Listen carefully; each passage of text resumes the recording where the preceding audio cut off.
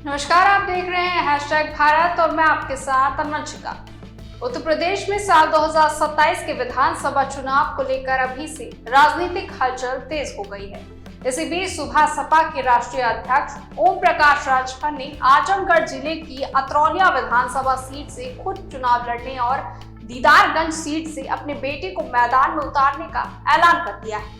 इस घोषणा के बाद पूरे क्षेत्र की राजनीति में चर्चाएं शुरू हो गई हैं और अलग अलग तरह की प्रतिक्रियाएं सामने आ रही हैं। अतरौलिया सीट को लंबे समय से समाजवादी पार्टी का मजबूत गढ़ माना जाता है, जहां वर्तमान विधायक डॉक्टर संग्राम यादव लगातार 3 बार से जीतते आ रहे हैं। उनके परिवार का भी इस क्षेत्र में बड़ा राजनीतिक प्रभाव रहा है, क्योंकि उनके पिता बलराम यादव भी पहले कई बार विधायक रह चुके और राज्य सरकार में मंत्री पद संभाल चुके।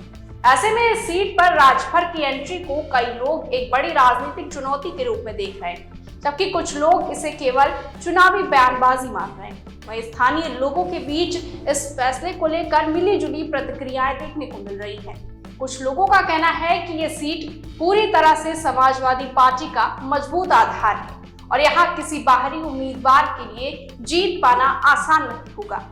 कई लोगों ने यह भी कहा कि जनता का भरोसा अभी भी मौजूदा विधायक पर बना हुआ है और 2027 में भी वही जीत सकते हैं। वहीं कुछ लोगों ने व्यंग करते हुए कहा कि इस बार भी राजभर को यहां सफलता नहीं मिलेगी और उनकी जमानत जब्त हो सकती है। तो दूसरी ओर इस घोषणा से एनडीए गठबंधन के भीतर भी हलचल देखी जा रही है, क्योंकि अतरौलिया सीट पहले निषाद पार्टी के खाते में रही है और इसी वजह से निषाद पार्टी के समर्थकों में नाराजगी भी देखी जा रही है और वो सवाल उठा रहे हैं कि बिना चर्चा के इस सीट पर दावा क्यों किया गया। स्थानीय स्तर पर लोग ये भी कह रहे हैं कि अगर ये सीट पहले से गठबंधन में किसी अन्य दल के पास थी तो इस तरह का एक तरफा फैसला सही नहीं। दूसरी तरफ राजनीतिक बहस अब परिवर्तन बनाम परिवारवाद के मुद्दे पर केंद्रित हो गई है। सपा समर्थकों का कहना है कि अतरौलिया की जनता किसी बाहरी नेता को स्वीकार नहीं करेगी और पुराने नेतृत्व पर ही भरोसा बनाए रखेगी। वहीं कुछ युवा और भाजपा समर्थक ये मानते हैं कि लंबे समय से एक ही परिवार या एक ही विचारधारा का दबदबा रहने के कारण अब बदलाव की जरूरत है और नए चेहरों को मौका मिलना चाहिए। उनका कहना है कि विकास तभी संभव है जब सभी वर्गों को और नए नेताओं को समान अवसर मिले।